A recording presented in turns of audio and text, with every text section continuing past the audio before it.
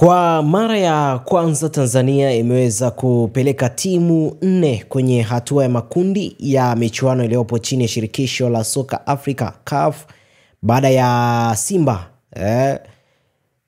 kuweza kwenda, lakini pia Yanga kuweza kwenda, Singida Big Stars kwenda pamoja na Azam FC. Sasa kumekuwepo na hali ambayo ni nzuri katika nchi ya Tanzania, labda huenda ni neema ya kipekee ambayo imeweza kutokea kwa sasa hivi, na baada ya ushindi wa jumla mabao 3-0 dhidi ya Nsingizini ya Hotspurs FC ya Eswatini, Simba imeungana pia na Yanga kwenye hatua ya makundi ya CAF, huku kwa Singida Black Stars na Azam zikikata tiketi ya hatua ya makundi ya CAF. Kwa hiyo hali imekuwa nzuri, lakini tukumbuke mchezo wa Yanga wa mwisho waliweza kuondoka na ushindi wa bao 2-0 wakati game ya kwanza ikiwa haieleweki kwa wao walikuwa wameweza kupigwa. Lakini ukija kwa upande wa Simba waliweza kuondoka na ushindi wa bao 3-0, lakini nyumbani wakaja kutoka 0-0. Lakini kwa Simba ilikuwa ni kama hatua ya faida kwao, kwa sababu waliweza kufanya vizuri kule ugenini, na kurudi Tanzania kumekuwepo na hali yao ya uzuri pia,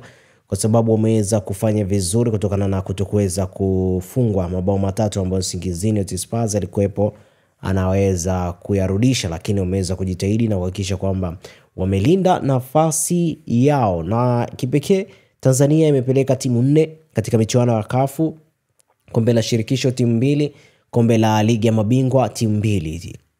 Kati ya kombe la shirikisho wameenda Azam pamoja na Singida, lakini ligi ya mabingwa wameenda Simba pamoja na Yanga. Sasa hapa kuwepo na hali ambayo ni nzuri, tukikumbuka Simba ipo katika hatua ambayo ni nzuri, wao wakiwa na elekea katika nafasi ya nusu finali, lakini Yanga walisema hatua yao ni ya makundi, pengine makundi ndio wataishia, ilikuwa ni target yao, lakini wameweza kupita. Lakini Azam na Singida wao wakiwa na nafasi ya kipekee kwa wao pia kuweza kuingia katika hatua hizi zilizo mbele yao. Lakini tukumbuke Azam walishaweza kuingia katika kombe la shirikisho, lakini aliweza kutolewa. Lakini kwa upande wa klabu ya Singida Black Stars imetinga hatua ya makundi ya kombe la shirikisho Afrika kwa mara ya kwanza kihistoria, kufuatia ushindi wa jumla ya mabao 4-2 dhidi ya Flambeu di Center ya Burundi kule kwenye hatua ya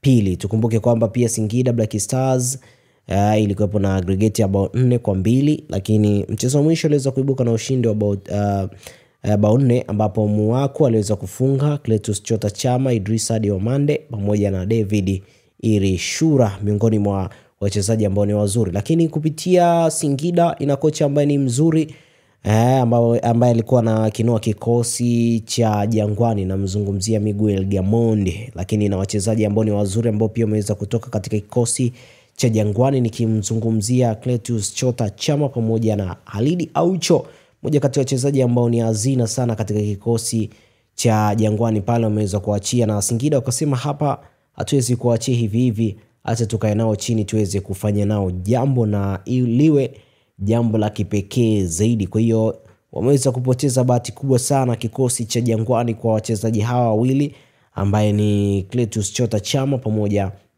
na Halidi Aucho. Japo amekuja mapengo, lakini bado pengo linaonekana, alijaweza kuzibika vizuri kutokana na ubora wa wachezaji ambao ulikuwepo wapo nao. Namzungumzia Halidi Aucho pamoja na Cletus Chota Chama. Labda tusubirie ligi kiweza kuchanganya, lakini kwa uchezaji wa kikosi cha Yanga kwa sasa hivi watu hawajaweza kufurahisha nacho. Tukizungumzia hata mchezo ambao aliweza kutoka, ambao aliweza kufunga Dickson Diop pamoja na Pacome Zouzoua, bado tukiangalia Dube na yeye pia alikuwa na wakosa nafasi za wazi na kupelekea wao kutokuweza kufurahishwa na uchezaji wa Yanga. Bado naona Yanga haijaweza kufikia yale malengo ambayo wanayahitaji. Labda pengine kwa kocha ambaye ameweza kuingia katika kikosi na kuwa kocha mkuu kikosi cha Jangwani, labda huenda ikawa na utofauti wa kipekee wa Yanga kuweza kufanya vizuri zaidi. Lakini Simba tunaona nao wanajitahidi kufanya vizuri kutokana na pira tatu, lakini ndio hivyo, kwa siku ya jana pia waliweza kuondoka kwa suluhu ya 0-0. Azam chini Benge,